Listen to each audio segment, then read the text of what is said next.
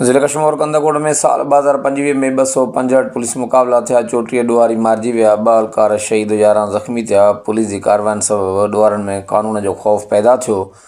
अगवाकारी रोकिजी वई, बत्ताखोरी बि ख़त्म थियण सां कारोबारी रौनकूं बहाल थियूं।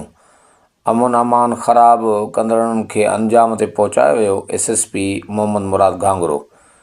मिले ॼाण मूजिबि कश्मीर एट कंदकोट ज़िले में साल 2025 दौरान ॾुआरनि ख़िलाफ़ ऑपरेशन केतिरा ई ॾुआरी मारिजी विया, केतिरा ई गिरफ़्तार कया विया। इन हवाले सां SSP कश्मीर कंदकोट मोहम्मद मुराद घांगरो जे तर्जुमान पारां ॾिनल सालियानी रिपोर्ट मुताबिक़ 2025 में 265 पुलिस टारगेटिव ऑपरेशन कया, जंहिंमें 215 ॾुआरनि जा ठिकाणा तबाह कया विया।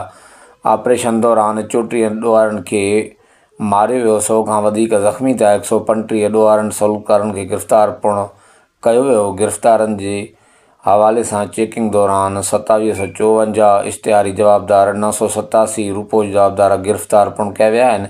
135 गैर क़ानूनी हथियार ऐं 6980 गोलियूं ऐं कारतूस बि हथ कया विया आहिनि। ज़िले अंदरि बत्ताखोरी जे ख़ात्मे लाइ पुलिस कार्रवायूं करे बत्ताखोरी बंदि कराई वई आहे।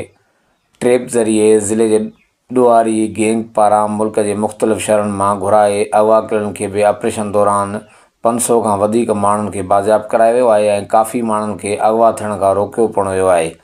मंशियात जे ख़ात्मे ऐं रोकथाम लाइ मुख़्तलिफ़ हंधनि ते कार्रवायूं कयूं वयूं, जंहिंमें 66 जवाबदार गिरफ़्तार करे संदसि कब्ज़े मां चर्स, भंग, शराब, गुटको, मावा बेहत करे गिरफ़्तार थियलनि ते केस दाख़िल कया विया।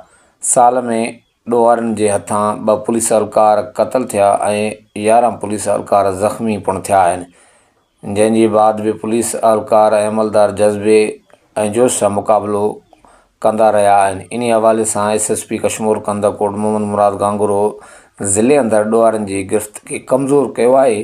अमन अमान ख़राब कंदड़नि खे कंहिं बि सूरत में बख़्श न कयो वेंदो। अमन अमान जी सूरत हाल ते काफ़ी कंट्रोल कयो वियो आहे, जंहिंमें क़ानून नाफ़िज़ कंदड़ इदारनि ऐं सिंध रेंजर्स जो बि मुकमल सहकार रहियो आहे।